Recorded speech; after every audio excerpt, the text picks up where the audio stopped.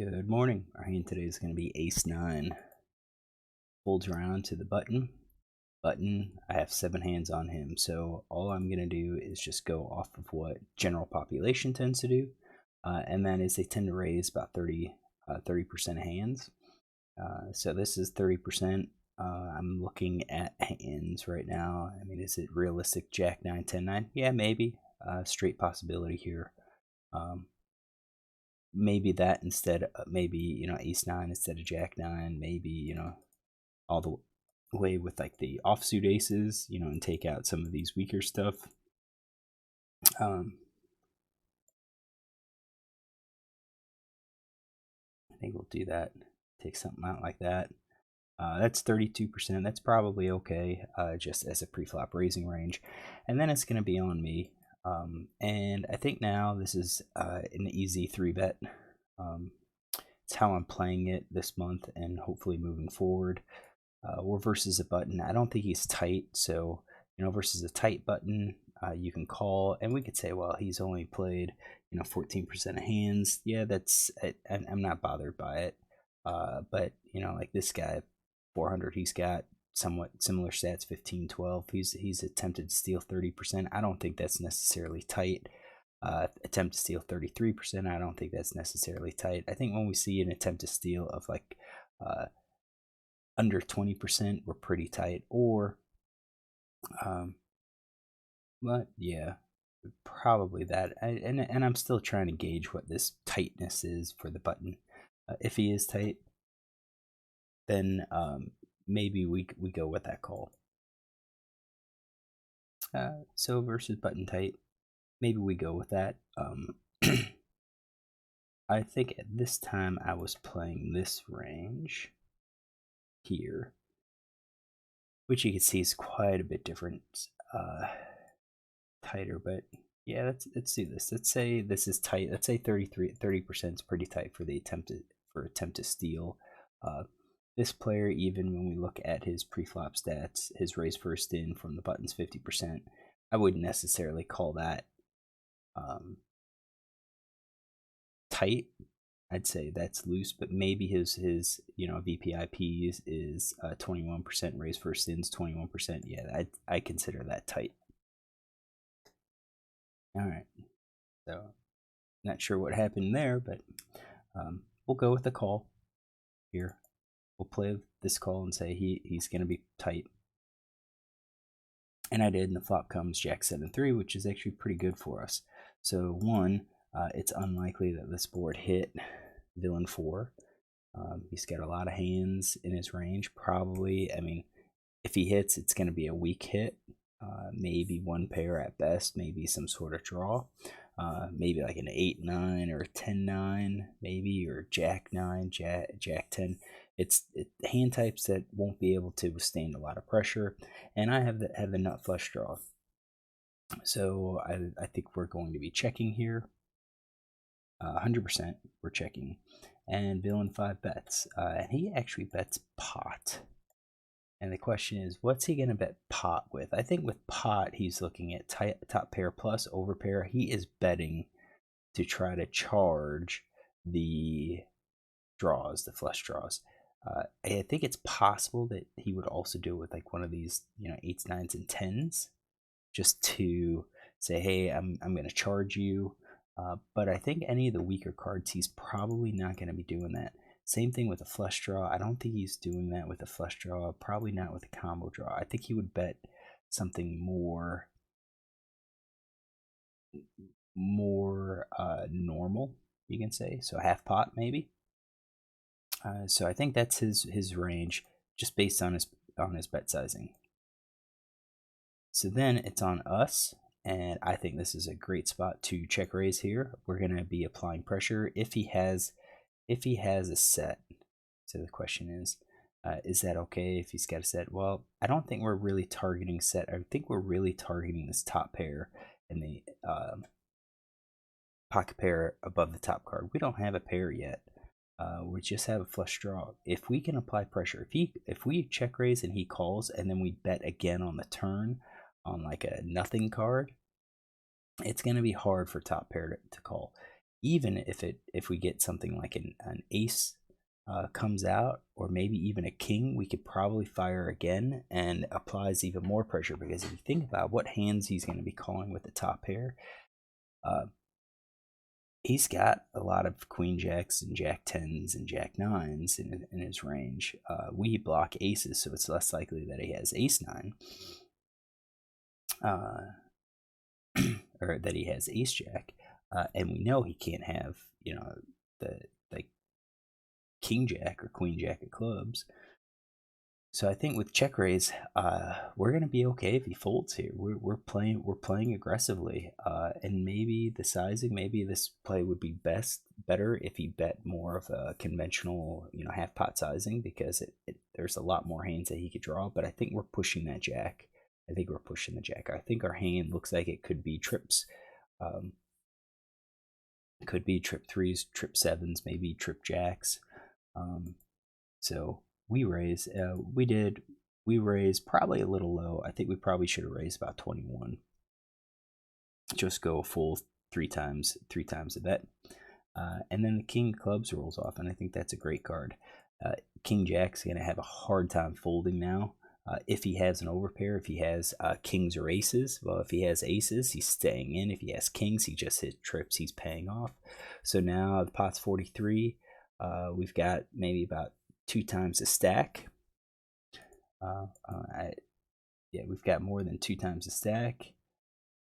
And I should say, we didn't go back. We didn't talk about what my check raising range was.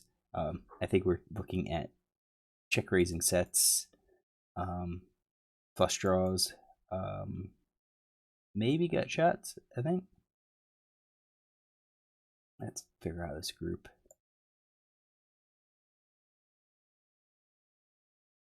We got sets. And it's not all flush draws. It's going to be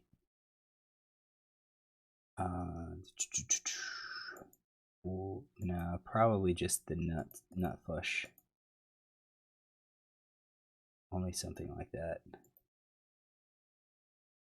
Yep. So we're dealing with the nut and probably the second nut, king 10 and king 9. We're going to apply pressure. And actually, with that bet sizing, we probably shouldn't even be doing it with king 10, king 9. I think it's better with a nut, because if we turn an ace, I think that's a really good barreling card for us.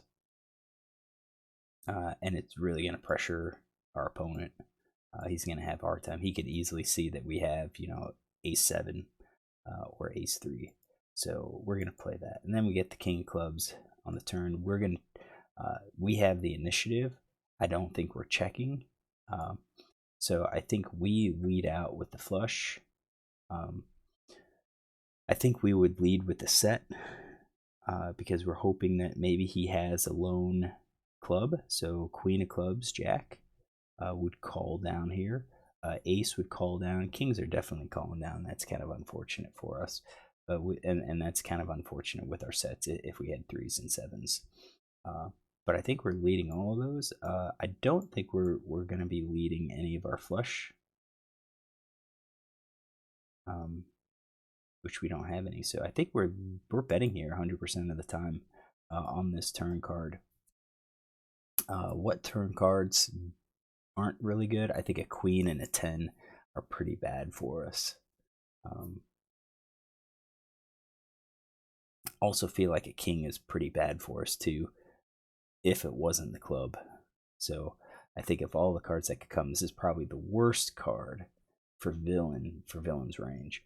So we bet. How much do we bet? Maybe about half pot here. We already bet 18. Half pot's going to be about 21, 21 and a half. That's going to encourage him to call. Definitely with aces and probably with queens. Maybe we could just shove it to 2x, but I think 2x you might have trips fold. So I bet half pot and he calls. So what hands is he going to call with?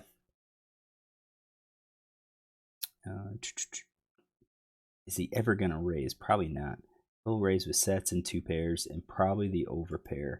I think top pair or this queens, I think it's going to be part of the flush draw. So I think we'll leave those flush draws in. That's going to be like aces, ace jack. You're going to have queens and queen jack calling. And you're going to have jack 10 and the tens calling. Tens is questionable. Let's drop that out and say he doesn't call with those. But I do think the overpair. What about the queens? I think the queens might only call if he has a club. And the middle pair, the jacks, again, I think that the jacks would only call here. I think it's a lot of pressure, especially with that king. I think he could find a fold. So we'll just say at that. So he's calling 40% at the time. River's the 9. 9 of hearts. That doesn't change anything. And at this point, we're just gonna shove. Hope he has something to call us with. I think if we check, he's probably just going to check most of his hands behind. Yeah, he misses the flush. Who cares? We're hoping that he has something like aces that's going to pay us off, kings that's going to pay us off, maybe even jacks that's pay us off, or 2 pair. That's what we're targeting. He does call. So what hands call? Probably those. Sets, 2 pair, and overpair, I think, are the only hands that are going to call, or that should be calling. Or realistically, I wouldn't say should be calling. I think I could probably find a fold with some of our overpairs. So he calls, we see the river, and he shows jack 9, so he hits 2 pair. That was not, jack 9 was not in our range here. Because if we go back to the turn, I thought with his middle pair, he's not going to be calling those. So if he does call those now, we've just opened up a wide range of hands that will call. So now if we think about what is he going to call, if he called us on the turn because he doesn't believe us, I think he's definitely going to call us on the turn, on the river. So we didn't necessarily have this hand in his range, but you know, I think we're playing it quite well. The check raise, I still hold true. However, I think we also need to pay attention to our pot sizing here, or the bet sizing on the flop. When he bet pot, I think it's pretty obvious he's got top pair plus. And if it's top pair plus, maybe we don't check raise at that time. Maybe our play is more to just call. But if we just call, I think that makes it almost reveals our hand to say, hey, we've got a draw, or we've got this flush draw. And when the flush draw comes in there and we start betting, it gives them reason to fold. So, all right, hopefully you enjoy this hand. We're going to keep looking at like potential check raising situations or potential raising situations on the flop and also on the turn. Hopefully you enjoy this. Look tomorrow for another hand.